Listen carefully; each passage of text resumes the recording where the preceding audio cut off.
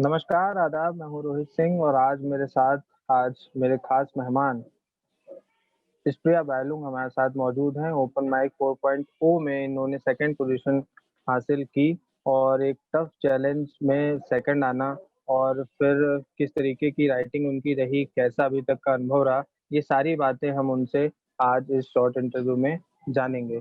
तो स्प्रिया, आपका बहुत-बहुत स्वागत है ट्रिपल.com पर एक बार फिर से। शुक्रिया, शुक्रिया। Thank you so much. तो हमें आप सबसे पहले अपने बारे में बताएँ और हमारे दर्शकों को बताएँ कि आप कैसी हैं कुल मिला के? जी मेरा नाम स्प्रिया बाइलुंग है। मैं असम की रहने वाली हूँ, पर मेरे पापा जो है वो एक ट्रांसफरेबल जॉब करते हैं, वो बैंक में जॉब करते हैं, इंडियन बैंक में। तो इसलिए मेरा ओके। जन्म कोलकाता में हुआ था, हुँ, हुँ। 2002 20 नवंबर को। उसके बाद मैं यहाँ कक्षा दूसरी तक मैंने पढ़ाई की, उसके बाद मैं मुंबई चली गई। मुंबई में मैंने अपनी 10th कंप्लीट करी, फिर वहां से मैं वापस यहाँ कोलकाता में हूँ। अभी फिलहाल मैंने यहाँ पे अपनी 11th 12th कंप्लीट की है हुँ, और हुँ। अभी इसी साल मैंने अपना बोर्ड पास किया है। तो आप सब जान ही सकते हैं कि मुझ पर क्या बीती होगी, क्योंकि 2020 के बच्चों के बोर्ड स्टूडेंट्स के साथ क्या हुआ ये हम सभी जानते हैं। तो वो भी हुआ एंड अभी फिलहाल मैं माउंट कार्मेल कॉलेज बैंगलोर में फर्स्ट ईयर डिग्री स्टूडेंट हूँ। ट्रिपल मेजर कर रही हूँ, साइकोलॉजी, ओके, सोशियोलॉजी और इकोनॉमिक्स में। तो मेरी एजुकेशनल बैकग्राउंड वही है। दूसरी तरफ जो ग्रेट। मेरी इंटरेस्ट होंगी वो होंगी सिंगिंग, डांसिंग, एक्टिंग, राइटिंग। तो कल्चरली और इन सब एक्टिविटीज में I have always been out there. So yeah that's all about me. बिल्कुल। तो एक पढ़ी-लिखी लड़की जो कल्चर को भी साथ में लेके लगातार चल रही है और जी। अपनी राइटिंग से आप कहीं न कहीं उस पूरी धरोहर को सँभाल के रखने की कोशिश भी कर रही हैं। ये राइटिंग का शौक कब से शुरू हुआ? राइटिंग का शौक वैसे पहले नहीं था इतना, मतलब बचपन से नहीं उतना लिख रही हूँ। लेकिन हम लोग कक्षा नवीं में जब मैं थी 9th स्टैंडर्ड में, तब हमारे स्कूल में एक फेस्ट हुआ था। तो उस फेस्ट में हमारी जो हिंदी टीचर थी उन्होंने कहा था कि इस इवेंट में ज्यादा बच्चे पार्ट नहीं ले रहे, आप ले लीजिए पार्ट को, ले लीजिए हुँ, किसी तरह से। तो मैंने कहा ठीक है मैम, मैं ले लूंगी पार्ट। उसमें हमें अपनी कविता लिखनी थी, हम किसी भी टॉपिक पे कविता लिख सकते थे। तो तब मैंने बहुत ही आसान सा टॉपिक चूज किया। मैंने दोस्ती टॉपिक, मैंने वो कविता अपनी कंपटीशन में भी सुनाई थी। तो वो हुँ, कविता हुँ। मैंने लिखी और उसके बाद जो प्रशंसा मिली, वहां पे जो जज थी उन्होंने भी मुझसे कहा कि आप अच्छा लिखती हैं। उसके बाद से मैंने धीरे धीरे लिखना शुरू किया। बट फिर भी मैं उतना नहीं लिखती थी, 10th स्टैंडर्ड तक भी उतना नहीं लिखती थी। बस छोटी छोटी दो दो लाइनें लिखती थी। ज्यादा दोस्ती, प्यार, मोहब्बत, ये सब टॉपिक्स पे ज्यादा लिखती थी क्योंकि वो आसान होते थे लिखना। बट जब मैं 11th 12th में आई, जब थोड़ी और ज्यादा बड़ी हुई, जब समझने लगी आसपास क्या होने लगा है, तो I started writing about social issues and all. या राइट, मेरा ये सवाल भी आपसे एक था कि आपकी जो राइटिंग है उसमें हमने एक चीज़ गौर करी कि जो है एक आक्रोश, एक पीड़ा, एक वैसी वाली झलक जो है हमेशा नज़र आती है। इसके पीछे कोई ख़ास वजह? इसके पीछे यही कारण है क्योंकि मुझे आस-पास ही इतना सब कुछ दिख जाता है। क्योंकि मतलब मैं बहुत लकी हूँ, मतलब मैं एक बहुत ही अच्छे फैमिली से बिलॉन्ग करती हूँ, जहाँ पे बेटियों को ऐसा कुछ वो नहीं किया जाता, बेटियाँ परियां होती हैं। मुझे मेरे हुँ, पापा ने बोला था कि मैं जब पैदा हुई थी, तो मेरे पापा तो चाहते थे बेटी हो, क्योंकि मेरा बड़ा भाई है, तो वो चाहते थे कि बेटी हो। और जब नर्स ऐसे बाहर आई और उन्होंने कहा कि आपको बेटी हुई है, तो नर्स थोड़ी ऐसी थी, आपको बेटी हुई है। और पापा ऐसे थे कि आपको, मतलब मुझे बेटी हुई है ऐसे। तो वो तभी से वो हो गया था। तो ऐसा कभी नहीं हुआ हमारे घर घर में भी। जो लड़कियां हैं उन्हें कभी भी, अभी मेरी दो कजिन्स है, वो 30, एक 28 है, अभी तक उनकी शादी नहीं हुई है, ना ही घर वाले उनको बोल रहे कि आप शादी करें, शादी करें। तो हुँ, वैसे हुँ, बैकग्राउंड से तो मैं बिल्कुल भी बिलोंग नहीं करती हूँ। लेकिन हुँ, सिंस मैं हुँ, बाहर रहती हूँ, मैं कोलकाता, मुंबई ऐसे जगहों पे रहती हूँ। हमारे मैं 10th तक मैं जिस स्कूल में थी, हमारे वहां पे हमें गांव में ले जाया करते थे लोगों को पढ़ाने के लिए। और ऐसे काफी सारी जगहों पे ले जाया करते थे जहाँ पे हमें बताते थे कि आप अपने आप को अपने से ऊपर से ना कंपेयर करें, आप इन लोगों से कंपेयर करें तो आपको पता चलेगा कि आप कितनी अच्छी जगह पे हैं। तो लाइफ जी रहे वो हैं, सारे राइट। सिचुएशंस को देख देख कर आई लर्न कि this is actually happening in our country and this is something we should talk about. So अभी तो मैं राइट। छोटी हूँ, मैं उतना ज़्यादा मेरा ज़्यादा कवरेज नहीं है। मैं नारे लेकर तो नहीं रास्ते पे चल सकती हूँ या मैं वो सब नहीं कर सकती हूँ। तो मैं जितना कर सकती हूँ उतना करने की कोशिश जारी रहेगी। तो वो सब करने का भी कहीं न कहीं मन में रहता है क्या? कभी-कभी किसी उसको लेके गुस्सा आता है, लगता है सड़क पे उतर जाओ और आतंक काट बिल्कुल, दो? बिल्कुल, मैंने तो अपनी टीम भी तैयार कर रखी है। वो तो बस ओह वाह! वो तो बस एक वो चाहिए, मतलब मौका चाहिए। तो मौका चाहिए। हाँ, सब बाकी सारी बहुत सारी चीज़ें भी देखनी पड़ती है। अभी तो हम थोड़े छोटे हैं, I am just 18, but yeah we building that thing, will move forward. चलिए आपने जो है एक रिकॉर्डेड सेशन में अपनी एज बता दी। ऐसे जनरली लड़कियाँ करती नहीं हैं। बहरहाल नहीं, मैं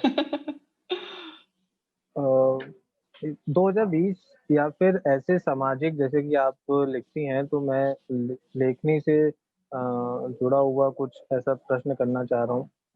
समाज की ऐसा कौन-सा मतलब पार्ट आपको लगता है या एक ऐसा होते हैं ना लोग होते हैं पर्टिकुलर या चीज़ें होती हैं, जो सबसे ज़्यादा जो है द्वंद पैदा करती हैं अपने खुद के अंदर और फिर मजबूर करती है कि नहीं यार, ये चीज़ के ऊपर लिखना चाहिए या सोचना चाहिए लोगों को या लोगों को जागरूक करना चाहिए, बताना चाहिए?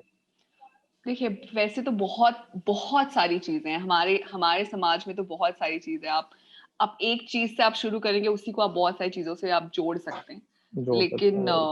सिंस मैं खुद एक लड़की हूँ, तो मुझे औरतों पे जो ज़ुल्म होता है on on like a daily basis, जो हम कह सकते हैं, और ये जो जिस तरीके से इस चीज़ को नॉर्मलाइज़ किया जा रहा है कि कोई हुँ, बड़ी हुँ। बात नहीं है। मतलब अगर एक थप्पड़ पड़ा है तो कोई बड़ी बात नहीं है। हुँ, अगर हुँ। डाउरी की वजह से आपको घर से निकाल दिया गया तो कोई बड़ी बात नहीं। इस चीज़ को जिस तरीके से नॉर्मलाइज़ किया गया है, वो चीज़ को देखकर मुझे सबसे ज़्यादा वो गुस्सा जो है वो सबसे ज़्यादा उस चीज़ के लिए आता है। सेकंड चीज़ जो है, जो मुझे एजुकेशन को लेकर बहुत कुछ करना है आगे जाके, क्योंकि हमारी लिटरेसी रेट बहुत लो है, it's around 63%, which is not um, um. A great thing regarding the population of our country.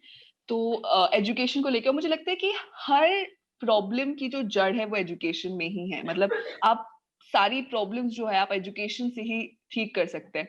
ये जो क्योंकि लोगों को पता ही नहीं है क्या सही है और क्या गलत। पर जी, जी। एक मैं आपको डाटा दूँ, तो जो दिल्ली, मुंबई और ऐसे मेट्रो सिटीज़ में जो केस होते हैं, बेसिकली रेप केसेज़ जो होते हैं, वो मोस्टली पीएचडी होल्डर्स या फिर मल्टीनेशनल कंपनी में काम करने वाले पढ़े-लिखे लोग ही होते हैं। तो कहीं न जी, कहीं जी। पढ़ाई-लिखाई जो समाज में जो शोषण जिस तरीके का महिलाओं का हो रहा है, तो पढ़ाई-लिखाई उसमें ज़रूर अपनी भूमिका निभाती है, जहाँ तक मैं मानता हूँ। और मैं आपसे भी जानना चाहूँगा फिर ऐसे लोगों को आप किस नज़रिए से या जी। चीज़ से देखती हैं कि भाई ये पढ़े-लिखे लोग हैं और सबसे ज़्यादा केस इनके ही सुनने को मिलता है? पढ़ाई-लिखाई से मेरा मतलब ये नहीं है कि कितनी आपके पास डिग्रियाँ हैं या आप कितने तक आप पढ़े हैं। Physics, science, chemistry, maths, psychology, history, economics, बहुत सारे सब्जेक्ट्स हैं। ये सारे सब्जेक्ट्स आपको ये नहीं सिखाती, लोगों की रिस्पेक्ट करना नहीं सिखाती, आप लोगों की केयर करना नहीं सिखाती है। जो चीज़ें आपको सिखाती है वो आपके मॉरल वैल्यूज़ एंड एथिक्स, जो लोगों के अंदर डालना बहुत ज़रूरी है। हमारे स्कूल में मैं 10th तक जिस स्कूल में पढ़ी हूँ, मैं बहुत लकी हूँ, और मैं उस स्कूल का नाम भी लेना चाहूँगी, Vishwajyot high school, Kharghar, Mumbai. Okay. उस स्कूल में हमें मुझे ऐसा लगता है कि उस स्कूल के जो बच्चे हैं या जो भी हैं, जैसे वो बनते हैं, उनका पढ़ाने का तरीका ही अलग है। हमारा हर रोज़ सुबह एक सेशन होता था हमारे टीचर्स के साथ, जहाँ पे हम मेडिटेट करते थे एवरी डे 15 मिनट्स। तो वो मेडिटेशन से और वो जो चीज़ें हमें बताई जा रही थी उस टाइम पे कि आपको क्या करने की ज़रूरत है, क्या करने की, वो आपको एक इनसाइट आता है। मतलब आप कभी भी कोई काम करने से पहले आप सोचेंगे कि ये चीज़ सही है या गलत। बस वो सोच लाना लोगों में ज़रूरी है कि आप एटलीस्ट वो सोचे कि आप जो कर रहे हैं, वो सही है या नहीं। उसके लिए मुझे लगता है कि ऐसे टीचर्स, ऐसे लोग, ऐसे एजुकेशनल सेंटर्स होने चाहिए जहाँ पे लोगों को ये सोचने पे मजबूर किया जाए कि आपका सोचना भी ज़रूरी है। क्योंकि बिल्कुल, दैट्स द थिंग। या बिल्कुल सही चीज़ आपने कही, कहीं न कहीं उस सोच पे ही मेन प्रहार करने की ज़रूरत है या फिर उस सोच को थोड़ा-सा जागरूक और ज़्यादा जागरूक करने की ज़रूरत है। अच्छा 2020 से जुड़ी कुछ बातें हमें आप शेयर करें कि किस तरीके का रहा अभी तक का साल और क्या अ उम्मीद है आने वाले साल से? दो 2020 बहुत ही भरा साल रहा है मेरे लिए, खास करके। मैंने अपनी दादी को भी खोया और मैंने अपनी नानी को भी 2020 में ही खो दिया। और मैं उनके पास आखिरी बार जा भी नहीं पाई क्योंकि मेरे बोर्ड एग्जाम्स चल रहे थे और बहुत ही कम फ्रेम में, मतलब 7 फरवरी को मेरी नानी की डेथ हुई और 28 फरवरी को मेरी दादी की डेथ हो गई। तो उसी टाइम में बोर्ड एग्जाम्स भी चल रहे थे, वो स्ट्रेस, वो ये सब तो था ही। तो वो शुरू के चले गए। फिर बाद में थोड़ा सोचा था कि जाएंगे, गांव जाएंगे, आसाम जाएंगे, लोगों से मिलेंगे। फिर लॉकडाउन आ गया, जा भी नहीं पाए वहां। और फिर लकीली मैंने अपने सारे एग्जाम्स दे दिए, तो मुझे वो एग्जाम का डर नहीं था कि एग्जाम बचा रहेगा या ऐसा कुछ। एग्जाम्स मैंने अपनी सारी दे दिए, लेकिन फिर भी रिजल्ट कब आएगा, कॉलेज मिलेगा कि नहीं मिलेगा, कितने मार्क्स हैं कितने नहीं है। और बहुत सारे कॉलेजेस आपके प्री बोर्ड के मार्क्स के बेसिस पे आपको एडमिशन दे रहे हैं, और प्री बोर्ड्स के मार्क्स पे अगर एडमिशन होगा तो फिर डर लगने लग जाते कि अरे यार कम आए थे उस टाइम पे तो पढ़ाई की नहीं थी, बोर्ड्स के लिए तैयारी कर रहे थे। तो वो एक बहुत बड़ी कश्मकश दिमाग में कि क्या होगा क्या नहीं। तो मई निकल गया, जून निकल गया, जुलाई निकल गया। मैं एंट्रेंस के लिए भी प्रिपेयर कर रही थी, मैं लॉ एंट्रेंस के लिए प्रिपेयर कर रही थी, जो कि मेरा क्लियर नहीं हुआ। तो उसके लिए भी प्रिपेयर करते करते कि अभी जुलाई में एग्जाम होगा, अभी अगस्त में एग्जाम होगा, तो वो जो स्टूडेंट पे जो स्ट्रेस आता है वो भी मैंने बहुत फेस किया। फिर जुलाई में आखिरकार जब रिजल्ट निकल गया तो रिजल्ट मनचाहा नहीं आया। पूरे साल जो सोचा था कि इतना आएगा उतना आएगा, उतना नहीं आया। और फिर डर शुरू हो गया कि अभी अच्छा कॉलेज नहीं मिलेगा तो क्या होगा। वो एक अलग रेस, वो एक अलग स्ट्रेस, वो एक अलग चीज। वो 1 महीना चला और फिर फाइनली अच्छा कॉलेज मिल गया, तो अभी तो फिलहाल अच्छा है। फिर मैं ट्रिपल में मैंने पार्ट लिया, वो एक बहुत अच्छा जर्नी था। फिर और भी मैंने 1-2 कॉम्पिटिशन्स में पार्ट लिया, वो उसमें भी अच्छा था सब। तो अभी जो एंड पार्ट है वो अच्छा चल रहा है, बाकी शुरू का थोड़ा इधर उधर। हाँ। चलिए, तो कहीं न कहीं हमें आपके ये 2020 की कहानी से समझ में आता है कि एक स्टूडेंट की लाइफ में भी कैसी अभी गुज़री होगी पिछले इस पूरे कोविड पीरियड में। जिस तरीके से एग्ज़ाम्स और फिर उनके रिज़ल्ट्स और फिर कॉलेजेस, ये सारा कुछ था, तो इसमें इस सबको सेट करना और सही तरीके से सब कुछ हो जाए, ये ज़्यादा ज़रूरी था।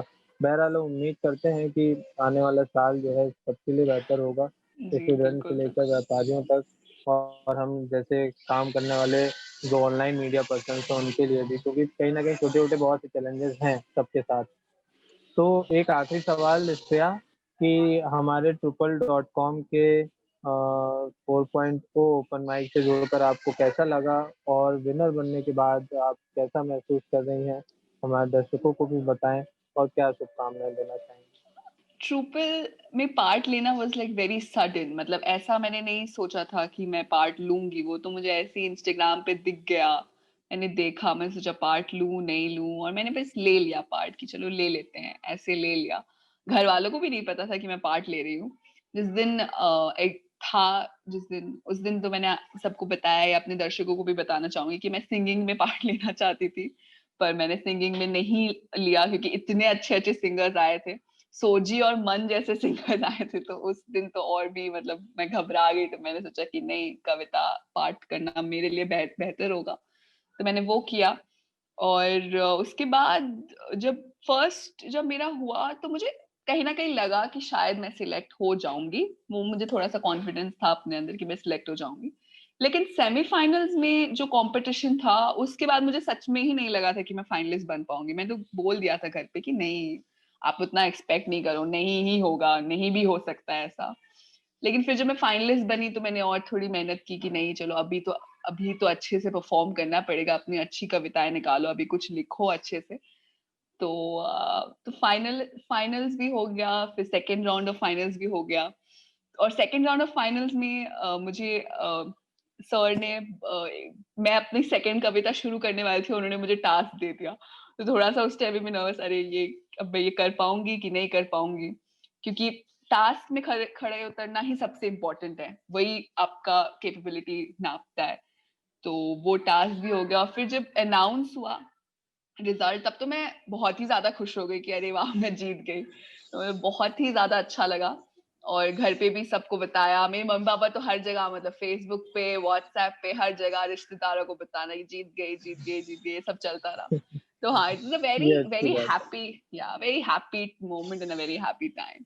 तो अब मतलब जो मेरा पहले जो मतलब पहले मैं कम लिखती थी जैसे कि मैंने आपको बताया, अब मुझे थोड़ा आ गया कि नहीं मुझे लिखते रहना चाहिए, आगे भी लिखते रहना चाहिए, because this is something that people admire, people like and we should continue doing this, so yeah I will be like continuing that, yeah बिल्कुल, हमारी भी शुभकामनाएँ हैं कि आप लगातार लिखते रहें और उम्दा लिखें और ज़्यादा अपना सोचने के दायरे को और फैलाएँ। थोड़ी ज़िंदगी अभी बहुत सी बाकी है, अभी थोड़ी-सी जी है, तो जैसे-जैसे अनुभव होते जाएँ, किताबें ज़्यादा से ज़्यादा पढ़ें, लोगों से मिलें, बातचीत करें और लिखती चली जाएँ, तो मैं समझता हूँ कि आप बहुत आगे जाएँगी और हमारी शुभकामनाएँ भी हमेशा आपके साथ हैं। हम जहाँ भी कोशिश करेंगे, जहाँ भी संभव हो पाएगा, हम आपके साथ खड़े हैं। तो आप उसके बिल्कुल। लिए निश्चिंत रहिएगा। शुक्रिया, शुक्रिया। आपका बहुत-बहुत धन्यवाद कि आपने समय निकाला, हमारे साथ जुड़ी